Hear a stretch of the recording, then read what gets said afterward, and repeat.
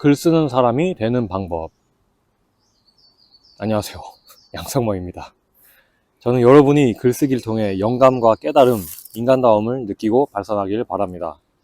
그 길로 갈 수 있는 삶의 규칙을 소개합니다. 1. 당신은 누구입니까? 우리는 여러 가지 얼굴을 하고 살아갑니다. 손쉽게 닉네임이라는 익명을 사용해서 자신을 감출 수 있습니다. 하지만 자신의 이름이라는 가장 오래된 브랜드를 사용하시기를 권유합니다. 그렇게 하면 그동안 신용을 잘 지켜왔으며 여기서도 성실한 관계를 맺을 것이라는 의지를 표현하기 좋습니다.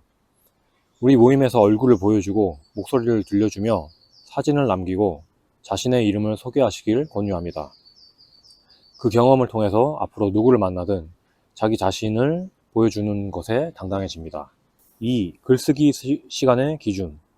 누가 그렇게 하라고 통일시켜 놓은 것도 아닌데 대부분의 영화들이 2시간입니다.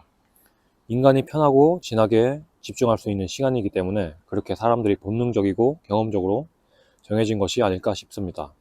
저도 글쓰기를 할 때 최대 2시간이 재미있게 집중할 수 있는 시간이더군요. 여러분도 최대 2시간, 보통 1시간의 글쓰기 시간을 가지고 써보시길 권유합니다. 저는 그보다 시간이 짧으면 깊이 있는 글이 나오지 않더군요. 다음날 글을 다듬고 싶은 퇴고 욕구를 느낀다면 의미 있는 글쓰기를 하신 것이 맞습니다. 모임 시간까지 퇴고를 하시고 그 이후로는 새로운 글을 시작하면 하나의 작품을 완벽하게 만들어야 한다는 부담이 없어서 좋습니다. 그리고 멋지고 이해하기 쉬운 제목 짓기도 중요합니다. 이 2가지 요소가 같이 존립하지 않을 수도 있습니다. 어떻게든 자신의 소중한 작품을 제목을 통해 빛내세요. 3. 업로드 시간 정하기. 우리는 인터넷에 우리의 공간에 글을 올립니다. 처음 우리 모임을 하게 되면 들뜬 마음에 일찍 올리게 됩니다. 하지만 점점 늦어져서 당일 모임 시작 전에 글을 작성하여 올리는 경향을 갖습니다. 물론 올리는 것 자체가 의미가 있는 일입니다. 하지만 일찍 올리시기를 권유합니다. 약속 시간에 일찍 그 장소에 가서 정시를 전후로 사람을 맞이해 보신 적이 있으신가요? 주변의 물건들을 명상하고 날씨를 누리며 일찍 온 사람과의 잡담을 느끼다 보면 마음의 여유가 생깁니다. 그것을 반복하다 보면 삶의 여유가 있는 사람이 되는 것입니다. 업로드 마감 시간 직전에 하지 않고 일정하게 자기가 정한 요일에 올린다면 위와 같은 사람이 되는 것입니다. 직장인들은 평일에 피곤하실 테니 주말로 정하는 것을 추천합니다. 일주일에 한 번 글쓰기. 우리 모임은 유료입니다. 여러분은 돈을 지불하며 즐거운 글쓰기를 하기 위해 오셨습니다. 당신에게는 주 1회 글을 쓰고 올릴 권리가 있습니다. 글을 쓰는 이유는 즐겁고 고통이 줄어들기 때문입니다. 그리고 자신과 타인을 알아가는 데 도움이 됩니다. 혹은 타인을 돕고 싶기 때문입니다. 이렇게 글쓰기를 통해 치유와 기쁨을 누릴 수 있습니다. 반면에 남에게 보여주기 위한 글은 노동이 되겠지요. 우리 모임의 공간뿐만 아니라 자신의 블로그 따위의 공간을 만들고 업로드도 해보세요. 자신의 글이 쌓이는 것이 보이고 나중에 읽어보면 자신에 대한 자존감과 성취감을 느끼게 됩니다. 5. 글과 삶이 같은 사람이 되기. 글의 세계 안에서도 자신을 꾸미고 싶은 마음이 듭니다. 그런 자신의 모습을 깨닫고 진솔한 글쓰기를 하십시오. 글이라는 간편한 도구로 거짓되게 꾸미는 것은 최소한 자신은 알고 있습니다. 자신의 자존심과 신념을 지키십시오. 그래서 자신의 부족하거나 못난 모습을 보았다면 달라지십시오. 짧은 시간 안에 바뀌지 않습니다. 인생은 장기전입니다. 남에게는 물론 자신에게도 떳떳한 사람이 되십시오. 학교 폭력 따위로 유명인에서 고립자 신세가 된 사람들을 보십시오. 그들이 아무리 멋진 업적을 이루었더라도 타인에게 눈물을 흘리게 했다면 나중에 배로 갚게 됩니다. 글로 쓰지 못할 과거가 없는 사람이 되십시오.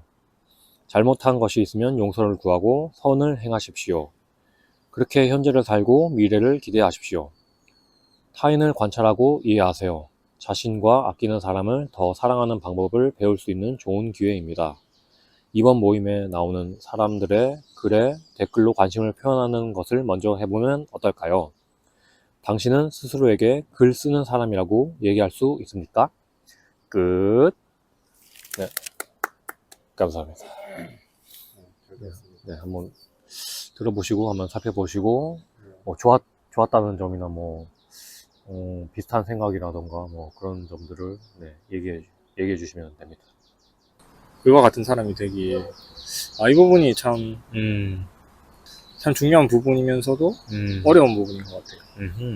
언행이 일치하는 사람이 된다는 거는 자기한테 그만큼 떳떳하다는 거고 자기 관리가 또 잘 된다는 거고 자기 마음이랑 자기 하는 말이나 그런 것들이 주변 사람들한테 신뢰를 줄 수 있다는 거니까 자기가 뱉은 말대로 행동을 한다는 게 또 진솔한 글쓰기 모임에 오면은 어쨌든 자기가 쓴 글을 남들한테 내보여야 되니까 처음에는 뭐 무의식적으로 보면서 쓸 수도 있겠지만 결국에는 그거는 오래 못 간다고 생각이 들고 좀 진솔하게 쓰면서 자기 행동이나 그런 거도 돌아볼 수 있는 계기가 되는 것 같고 남들의 여러 사람이 봐준다는 거에 또 느낌이 다른 것 같거든요. 글을 쓰고 이제 남들 앞에서 보여준다는 게 약간 처음에는 용기가 많이 필요한 일이고 그 과정에서 또 자기를 알아가고 또 좀 더 개선할 수 있는 그런 계기가 되지 않을까. 원래 선생님이 글 쓰실 때 약간 일부러 사람들이 궁금해할 만한 뭔가 여지를 준다 그런 말씀하신 적 있잖아요. 근데 이제 이번 글은 주제가 너무 명확해서 그런지 그런 게 없고 이렇게 쭉 통일화된 글이어가지고 뭔가 선생님의 글에서 이런 거를 이렇게 하시는 거를 처음 봐가지고 저는 되게 신선했고 그리고 2시간인 거에 저는 크게 공감했어요.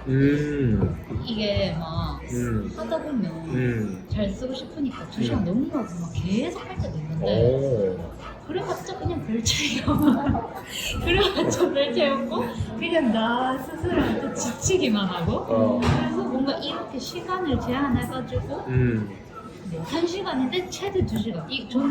저도 그래서 몇 번 안 써봤지만 쓰면서 무조건 2시간 안에는 쓰는 게 맞구나 그런 생각을 많이 했었거든요. 공감이 되는 글이었어요. 아하. 끝. 잘 되었습니다.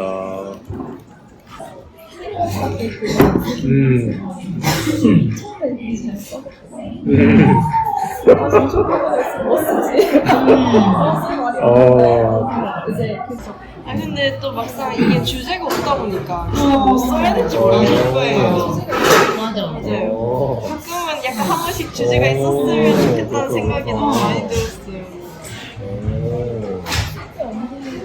맞아.